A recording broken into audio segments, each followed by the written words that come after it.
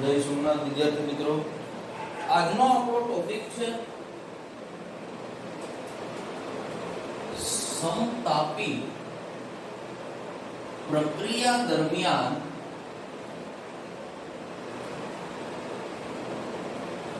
થતા કાર્યનું સૂત્ર મેળવો. હવે પછીનું સૂત્ર વાઇઝ છે બધું. કેવી પ્રક્રિયા છે? સમતાપી. સમતાપી એટલે તાપમાન સમાન રહેતું. આવી પ્રક્રિયાને કેના તરીકે ઓળખવામાં આવે? સમતાપી. બરાબર. આ સમતાપી પ્રક્રિયા દરમિયાન થતા કાર્યનું આપણે સૂત્ર ભણવાનું છે. બરાબર. દાખલા તરીકે કોઈ વાયુ પાત્ર છે મારી પાસે.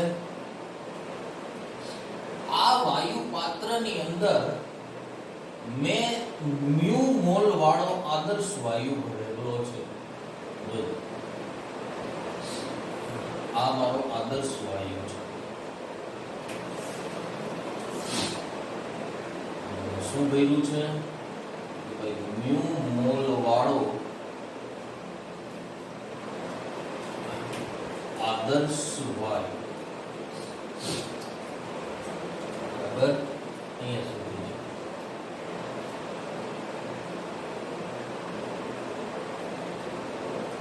અહીંયા મેં કોઈ પિસ્ટન શું લખ્યું છે? આ શું છે? પિસ્ટન. પિસ્ટનમાં ખબર પડે ને? પિસ્ટન છે. બરાબર. એ પિસ્ટન છે એ અંદર લગભગ ડેલ્ટા x જેટલો અંદરની તરફ ખસે છે. બરાબર છે. આ કન્ડિશનની અંદર આપણે એવું કહી શકીએ કે વાયુ પર કાર્ય થાય. પિસ્ટનનું બળ છે F જેટલું બળ. બરાબર. ધારો કે કોઈ વાયુ પાત્રમાં મ્યુ મોલ વાળો આદર્શ વાયુ ભરેલો છે. તેના પર ઘર્ષણ રહિત સરકી શકે તેવો પિસ્ટન રાખેલો છે. બરાબર. આ પિસ્ટન F બળ દ્વારા ડેલ્ટા x જેટલો અંદર તરફ ખસે છે. બરાબર.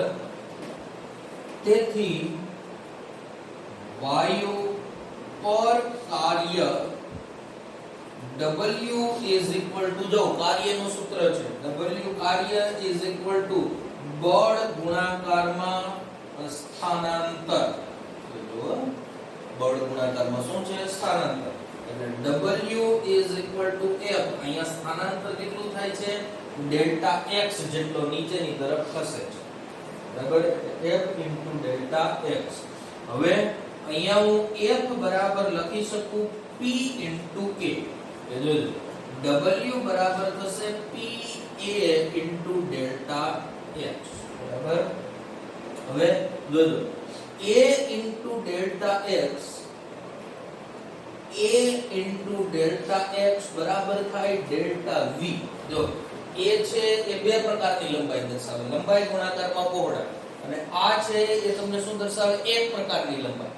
સ્થાનાંતર એ એક પ્રકારની શું છે? લંબાઈ. એટલે ત્રણ પ્રકારની લંબાઈ એટલે બરાબર શું થયું? કદ. એટલે A into ડેલ્ટા x બરાબર શું થશે? Delta V. એટલે W બરાબર શું મેળવ્યું આપણે? P ગુણાકારમાં ડેલ્ટા V. બરાબર છે. આ આપણે મળશે બધી કિંમતો ડેલ્ટા W. આ બરાબર મળશે ડેલ્ટા સૂક્ષ્મ સ્થાનાંતર. બરાબર. હવે તેથી કુલ કાર્ય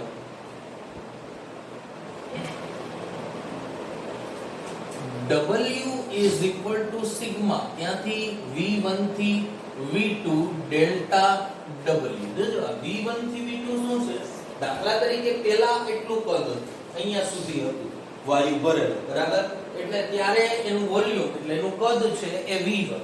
હવે પિસ્ટન નીચે તરફ દાખલા તરીકે ડેલ્ટા x જેટલો ખસે એટલે એટલો વાયુ થઈ ગયો, ત્યારે કદ શું છે v2. એટલે આપણે આ સૂક્ષ્મ જે પણ કાર્ય થશે એ બધાનો શું કરવો પડશે, સરવાળો, બરાબર. હવે મેથ્સ નો એક ટોપિક હું લઉં, limit delta v tends to 0 લેતા સરવાળો સંકલનમાં પરિણમે. સરવાળાનું શું થઈ જાય, સંકલન, બરાબર. એટલે ડેલ્ટા w ની પહેલા તો આપણે કિંમત મૂકી દઈએ, એટલે w is equal to integration of v1 થી v2. ડેલ્ટા w ની આપણી પાસે કિંમત છે શું છે, p ડેલ્ટા v. એટલે અહીંયા ઇન્ટિગ્રેશન થઈ ગયું, સૂક્ષ્મ તફાવત આવી ગયો, એટલે શું થઈ જશે, p dv. હવે આપણે આવું સમીકરણ ભણ્યા કે pv is equal to mu rt, ભણ્યા ને. ખાલી p ને સૂત્રનો કરતા બનાવો તો p બરાબર mu rt ના છેદમાં v આવું થશે, બરાબર. એટલે w is equal to integration of v1 થી v2. p ની કિંમત હું મૂકું, શું છે, mu rt ના છેદમાં v, ગુણાકારમાં શું મળ્યું મને, dv, બરાબર. mu rt ને હું બારોબાર લઈ લઉં અચળ પદને, એટલે w બરાબર mu rt integration of v1 થી v2 ગુણાકારમાં ખાલી શું લીધું, dv. dv નું સંકલન થશે ln v, એટલે w is equal to mu rt કાઉન્સમાં ln v, limit છોડો એટલે lower limit lower, upper limit upper, ln v v1 થી ક્યાં, v2. w is equal to mu rt શું થશે, ln v2 minus ln v1 થશે, બરાબર. ln ને તમે કોમન કાઢો તો w બરાબર mu rt ln v2 minus v1. અથવા આને બીજા સંદર્ભમાં લખવું હોય તો આમ પણ લખી શકાય આપણે, w is equal to mu rt ln v2 ના છેદમાં v1. તો આ આપણે સમતાપી દરમિયાન થતા કાર્યનું સૂત્ર મળ્યું, બરાબર. હવે જોજો, જો વાયુ વડે કાર્ય ઇટ મીન્સ કે એ પિસ્ટન વાયુ છે એ પિસ્ટનને ઉપર તરફ ધક્કો મારે તો સૂત્ર આવશે w is equal to mu rt ln v2 ના છેદમાં v1. અને જો પિસ્ટન વાયુને નીચેની તરફ ધક્કો મારે તો એને ઓળખવામાં આવે વાયુ પર કાર્ય કરીને, અને વાયુ પર કાર્ય હશે તો સૂત્ર થશે w is equal to minus mu rt ln v2 ના છેદમાં v1. અહીંયા કાયદેસર તો માઈનસ જ આવે, એ માઈનસ નિશાની જ આવે, શું કામ કે વાયુ પર કાર્ય થાય છે. અથવા બીજી કન્ડિશન છે કે દાખલા તરીકે જો v2 greater than v1, એટલે જે બીજું કદ હોય એ પેલા કદ કરતા મોટું હોય તો w greater than 0, બરાબર. અને જો આમ હોય v2 less than v1 તો w શું આવે, less than 0, બરાબર છે. તો આ સમતાપિત પ્રક્રિયા દરમિયાન વાયુ પર જે કાર્ય થાય છે એનું સૂત્ર છે, આ પૂછાશે 100% મોસ્ટ IMP છે, બરાબર. સમતાપી પ્રક્રિયા, અહીંયા કદાચ તમને ન દેખાતું હોય તો કહી દો, અહીંયા શું લખેલું છે, સમતાપી પ્રક્રિયા, બરાબર. શું છે, mu મોલ વાળો આપણે આદર્શ વાયુ ભર્યો એના ઉપર ઘર્ષણ રહિત શક્તિ શકે એવો પિસ્ટન, સ્થાનાંતરનું સૂત્ર પ્રમાણે આપણે આયા, કુલ કાર્ય is equal to w sigma v1 થી v2 delta w. Delta v tends to 0 ની આપણે લિમિટ લઈએ એટલે સરવાળો સિગ્મા શું દર્શાવે, સરવાળો કેમાં પરિણમી જાય, સંકલનમાં. એટલે ઇન્ટિગ્રેશન ઓફ v1 થી v2 pdv, v1 થી v2 mu rt v upon d into dv.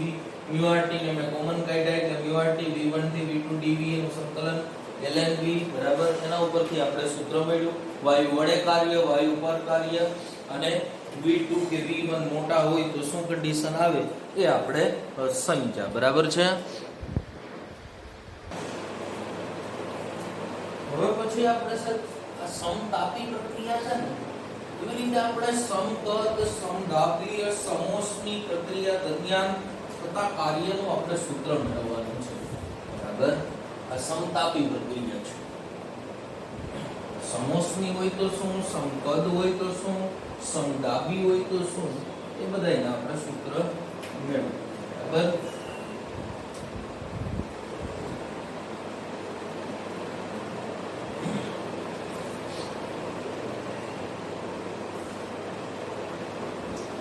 દાખલા તરીકે આપણી પાસે પ્રક્રિયા છે સમકદ પ્રક્રિયા. એવી છે સમકદ પ્રક્રિયા. સમકદ પ્રક્રિયા દરમિયાન કેવું કાર્ય થશે એનું આપણે સૂત્ર મેળવીએ. તો પહેલા તો આપણી પાસે જે કોમન સૂત્ર મેળવ્યું હતું યાદ, W is equal to integration of V1 થી V2 PdV. તો આપણી પાસે કોમન સૂત્ર હતું. બરાબર. હવે સમકદ પ્રક્રિયા છે એટલે સમકદ માટે પદ સમાન રહે તો કદમાં તફાવત dv બરાબર શું થાય 0. dv બરાબર 0 તો w is equal to v1 થી v2 p ગુણાકારમાં 0 એટલે 0 નું સંકલન 0 એટલે w બરાબર શું થયું 0. બરાબર. તો સમકદ પ્રક્રિયા દરમિયાન w બરાબર 0 એટલે કાર્ય થતું નથી. સમકદ પ્રક્રિયા દરમિયાન શું નથી થતું, કાર્ય થતું નથી. તો તમે આપેલી ઉષ્મા જાય ક્યાં, તો આપેલી ઉષ્મા આંતરિક ઊર્જા, તંત્રની આંતરિક ઊર્જા અથવા તાપમાનના ફેરફાર કરવામાં વપરાય. બરાબર. કાર્ય થતું નથી. તેથી આપેલી ઉષ્મા આંતરિક ઊર્જા અથવા તાપમાનના ફેરફારમાં વપરાય છે. બરાબર છે.